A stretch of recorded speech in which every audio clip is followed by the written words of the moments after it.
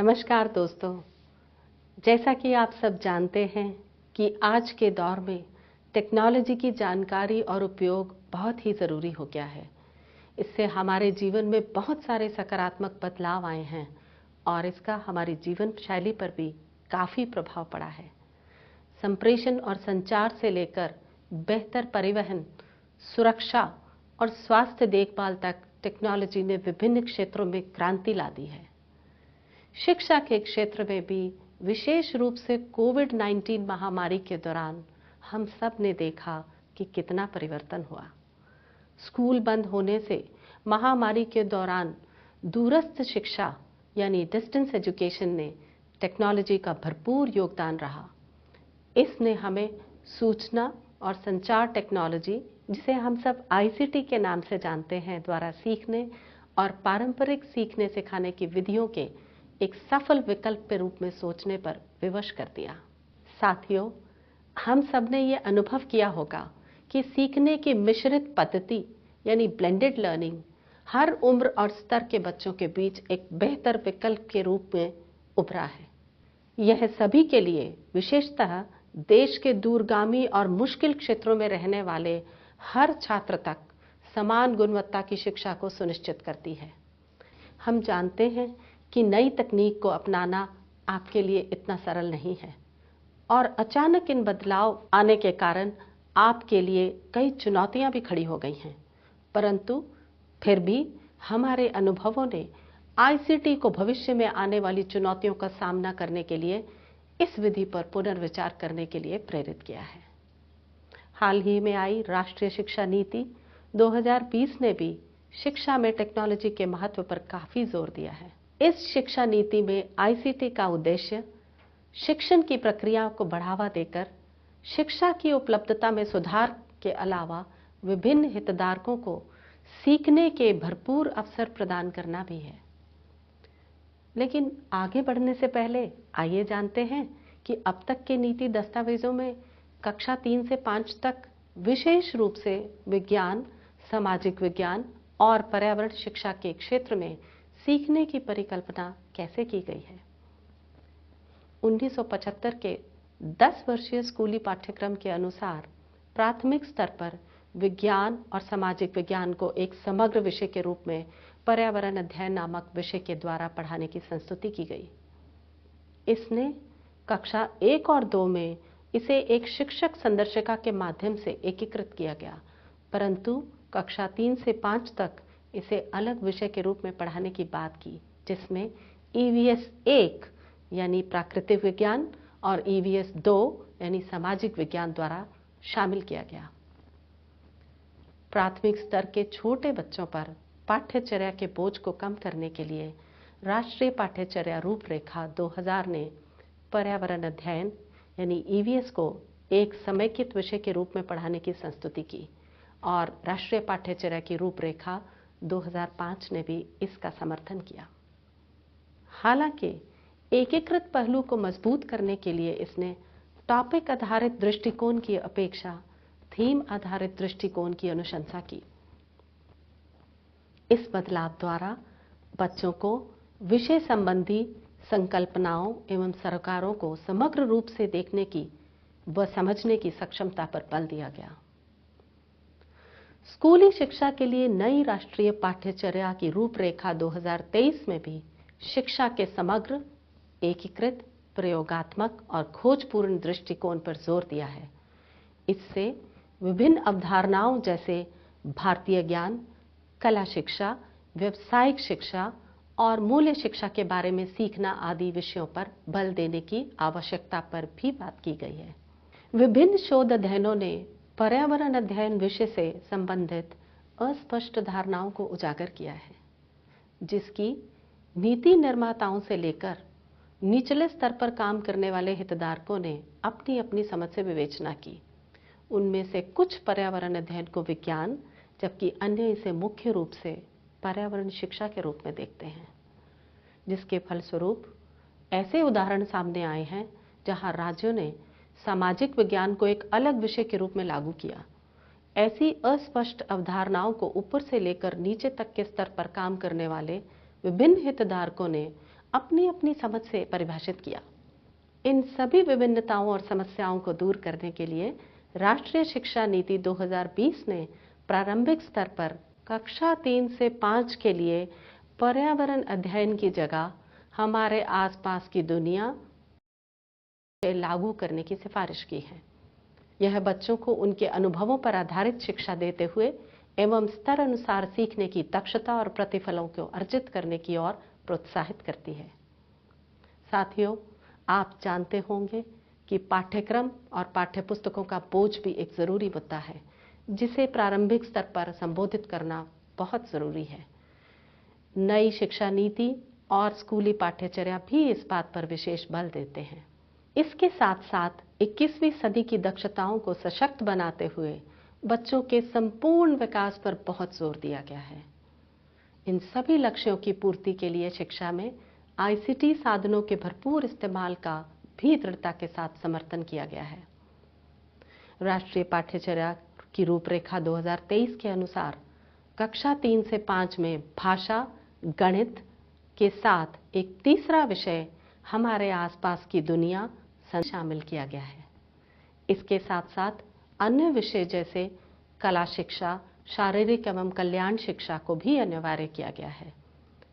इन दस्तावेजों के अनुसार कक्षा 6 से व्यावसायिक शिक्षा को एक विषय के रूप में लागू करने की संस्तुति की गई है, परंतु प्रारंभिक स्तर पर इससे जुड़े बुनियादी कौशल सीखने के भरपूर अवसर देने की भी आवश्यकता है।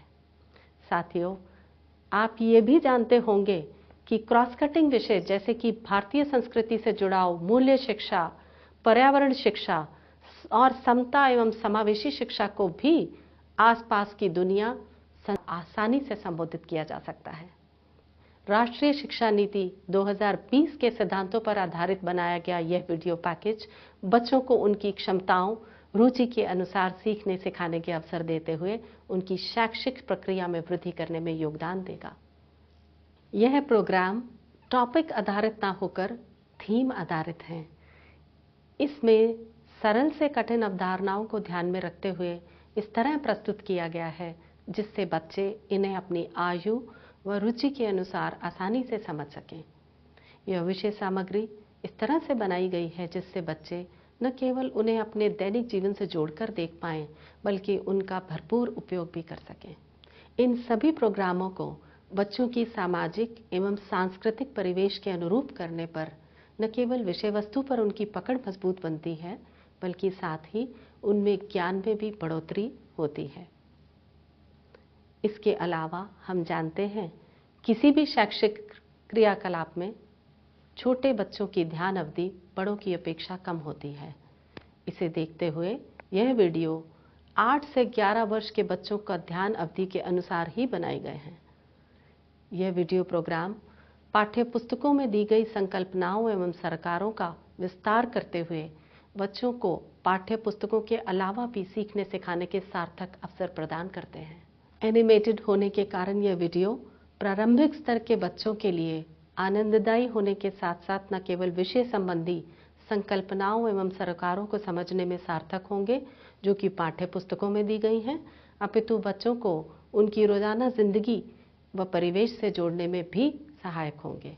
यह प्रोग्राम हिंदी, अंग्रेजी व सांकेतिक भाषाओं में है, परंतु किसी भी क्षेत्रीय भाषा में भी इनका रूपांतरण आसानी से किया जा सकता है।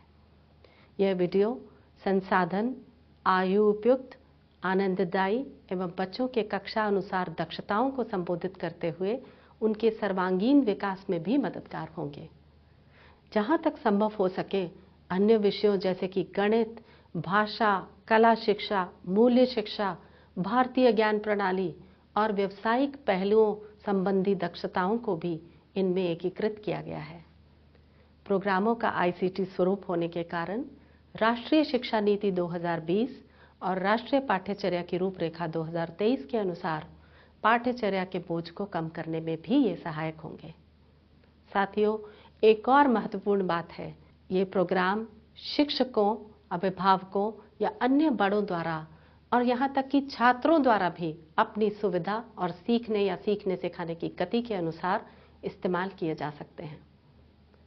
वंचित छात्र जो विशेष रूप से कक्षा अनुसार प्रतिफलों को न सीखने के कारण पढ़ाई में पीछे रह जाते हैं या स्कूल छोड़ देते हैं, उन्हें भी ये वीडियो प्रोग्राम अपनी गति और सुविधा के अनुसार सीखने के भरपूर अवसर देंगे।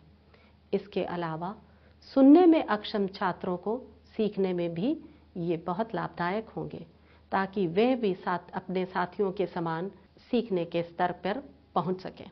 इन सभी वीडियो प्रोग्रामों का एक उद्देश्य सभी बच्चों को उनके संदर्भ, आधार, क्षमताओं और रुचि के अनुसार गुणवत्तापूर्ण सीखने के समान अवसर देते हुए एक समान शिक्षा को सुनिश्चित करना है।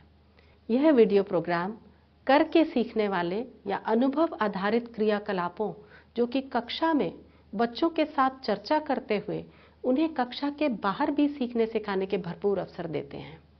इसके अलावा ये वीडियो कक्षा में विभिन्न विधियों जैसे कि blended mode, flipped mode, online या ऑफलाइन मोड से सीखने सिखाने के दौरान भी इस्तेमाल किए जा सकते हैं।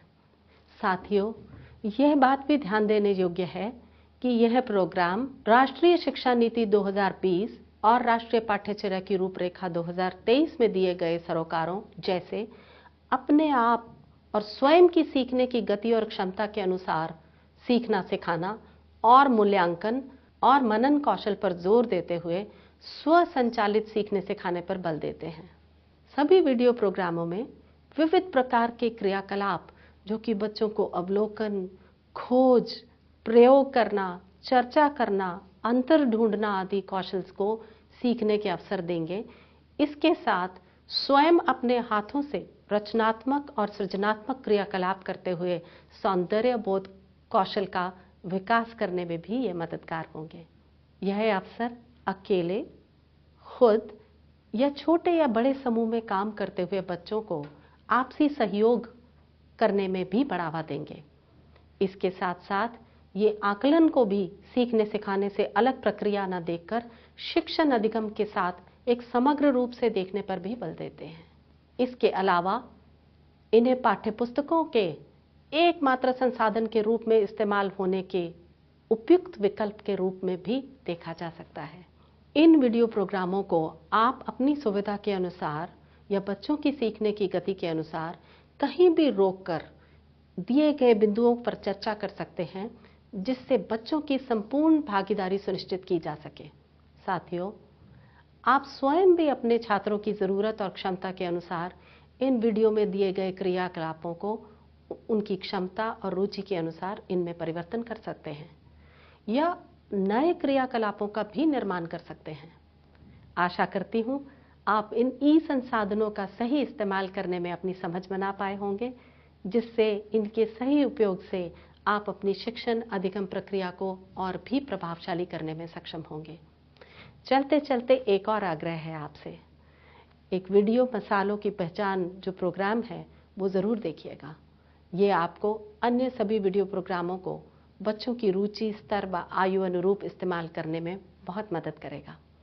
आप सभी को मेरी ओर से बहुत बहुत शुभकामनाएं।